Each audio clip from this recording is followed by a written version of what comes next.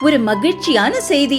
இதயம் நலனையின் விலை லிட்டருக்கு ரூபாய் 105 குறைஞ்சிருக்கு. செப்டம்பர் 2023ல 1 லிட்டர் இதயம் நலனையின் அதிகபட்ச விலை ரூபாய் 503. ஆனா இப்ப 1 லிட்டர் இதயம் நலனையின் விலை ரூபாய் 398 மட்டும்தான் தமிழ்நாட்டுல. அப்ப இனிமே எல்லாரும் இதயம் நலனை வாங்கலாம் இல்ல? அவிநாசி அத்திக்கடவு திட்டத்திற்கு காளிங்கராயனுடைய பெயரையும் சேர்த்த வேண்டும். ஏனென்றால் தண்ணீர் இந்த பகுதியில்தான் எடுக்கப்படுகிறது என்பதை வலியுறுத்தி வந்தாலும் இன்னும் அரசு அதற்கான முயற்சிகளை செய்யாமல் இருக்கிறார்கள். கடந்த 4 ஆண்டுகளாக இதை நாங்கள் வலியுறுத்தி கேட்டுக்கொண்டிருக்கிறோம். ஆனால் இன்னும் காளிங்கராயனுடைய பெயரை வைக்காமல் இருப்பது வருத்தமளிக்கிற ஒரு செய்தி. வருத்தத்தோடு தமிழக அரசை, சம்பந்தப்பட்ட அமைச்சர்களை, மாவட்ட அமைச்சரை கேட்டுக்கொள்கிறோம். இனியும் தாமதப்படுத்தாமல் அவிநாசி அத்திக்கடவு திட்டத்திலே காளிங்கராயன் பெயரை சேர்த்துவதற்கு நீங்கள் உடனடியாக நடவடிக்கை எடுக்க வேண்டும். அவிநாசி அத்திக்கடவு திட்டத்தில் விடுபட்ட குளங்களை இணைக்க கோரி பல்வேறு கோரிக்கைகளை மக்கள் சார்பாக, விவசாயிகள் சார்பாக வைத்து கொண்டிருக்கிறார்கள். அந்த விடுபட்ட குளங்களையும் ஏரிகளையும் உடனடியாக சேர்த்த வேண்டும். தண்ணீர் இன்னும் ஒரு சில குளங்களுக்கு செல்லாமல் இருக்கிறது. இந்த திட்டத்திலே சேர்த்தப்பட்ட குளங்களுக்கே 10க்கும் மேற்பட்ட குளங்களுக்கு இன்னும் தண்ணீர் சென்றடையவில்லை.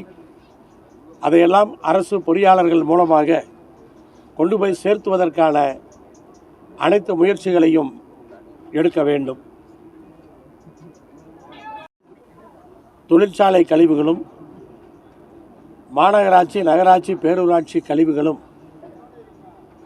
கலந்து கொண்டிருப்பது ஏற்க முடியாத ஒன்று. இந்த பகுதி மக்களுக்கு பல்வேறு நோய்கள் வருவதற்கு இந்த கழிவுநீர் தான் காரணமாக இருக்கின்றது. அரசு பல்வேறு அறிவிப்புகளை செய்திருந்தாலும் கூட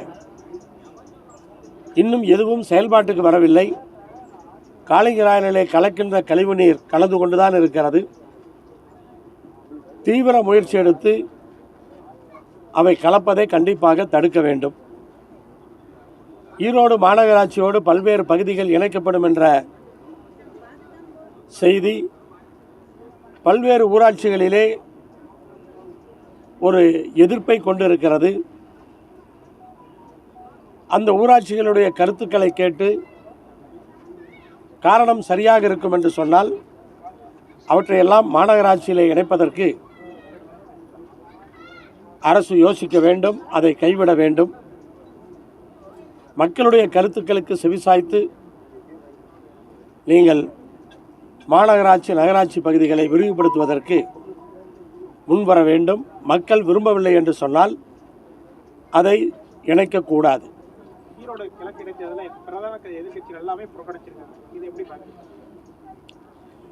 ஈரோடு கிழக்கு இடைத்தேர்தலில் பிரதான எதிர்க்கட்சி போட்டியிடவில்லை.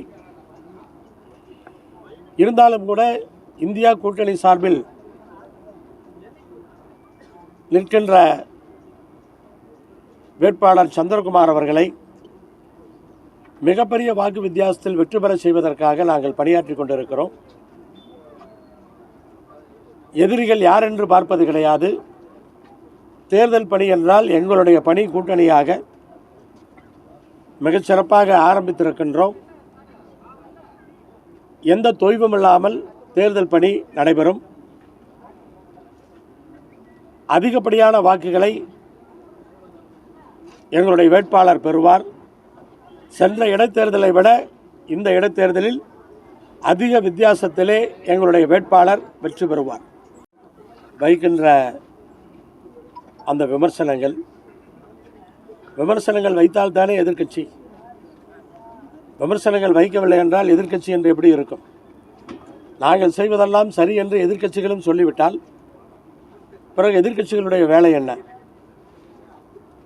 ஆனால் இந்த தேர்தலை பொறுத்தவரை ஜனநாயக முறைப்படி இன்றைக்கு பிரச்சாரம் நடந்து கொண்டிருக்கிறது. அது தொடரும். இது அது என்ன உண்மைங்கிறது நமக்கு தெரியாது. எல்லாம் இங்கிருந்து சும்மா அதை வந்து வேணால் இன்றைக்கி பார்த்தீங்கன்னு சொன்னால் வாட்ஸ்அப்லேயும் யூடியூப்லேயும் ஃபேஸ்புக்லேயும் என்னெல்லாம் கட் பண்ணி ஒட்டுறாங்கன்னு எல்லாத்துக்கும் தெரியும். அது என்ன நடந்திருக்குன்னு நமக்கு தெரியாது. அதனால் வந்து விமர்சனங்கள் சொல்கிறவங்க வந்து கண்டிப்பாக இந்த ஆட்சிக்கு ஆதரவாக சொல்ல போகிறதில்ல. எதெல்லாம் இந்த ஆட்சிக்கு எதிராக இருக்குமோ அப்படி தேடி பிடிச்சி உருவாக்கி சொல்லிகிட்டு இருக்காங்க. அது என்ன உண்மைன்னு தெரியாது. ஆனால் வந்து விமர்சனங்கள் வந்து கண்டிப்பாக ஆட்சிக்கு எதிரான கருத்துக்கள் தான் சொல்லுவாங்க. ஸோ அதனால் வந்து நம்ம தெரியாமல் அதில் பதில் சொல்ல என்ன அர்த்தம் இருக்குது? திருமாவளவன் வேல்முருகன் சம்மந்தம் இல்லைன்ட்டாங்க. கூட்டணி கட்சிகள் தேர்தல் நேரத்தில் நாங்கள் தேர்தல் வேலையை பார்க்குறோம். மற்ற நேரத்தில் ஈவன் சட்டமன்றத்திலே பார்த்தீங்கன்னா கூட சட்டமன்றத்தில் இருக்கிற எதிர்க்கட்சிகள் வைக்கின்ற கோரிக்கைகளை விட அரசுக்கு எதிரான பல்வேறு கோரிக்கைகளை தோழமை கட்சிகள் தான் வைக்கின்றோம். ஆனால் அதுக்கு சம்பந்தம் இல்லை. கூட்டணிக்கு தலைமை ஏற்கின்ற திராவிட முன்னேற்ற கழகத்தினுடைய தலைவரிடத்திலே அந்த புரிதல் இருக்கிறது. கூட்டணி கட்சிகளிடத்திலே அனைவரிடத்திலும் அந்த புரிதல் இருக்கிறது. அதனால் கம்யூனிஸ்டாக இருந்தாலும் யாராக இருந்தாலும் அவங்க கோரிக்கைகளை வச்சுட்டு இருக்கிறோம். அந்த புரிதல் இருக்கிறதுனால கூட்டணிக்கு அதுக்கு சம்மந்தம் இல்லை. அதெல்லாம் வச்சு சில பேர் 2024 இப்படி நடக்குமா அப்படி நடக்குமான்னு பல்வேறு யூகங்களும் அப்படி ஆசைப்படுறாங்க.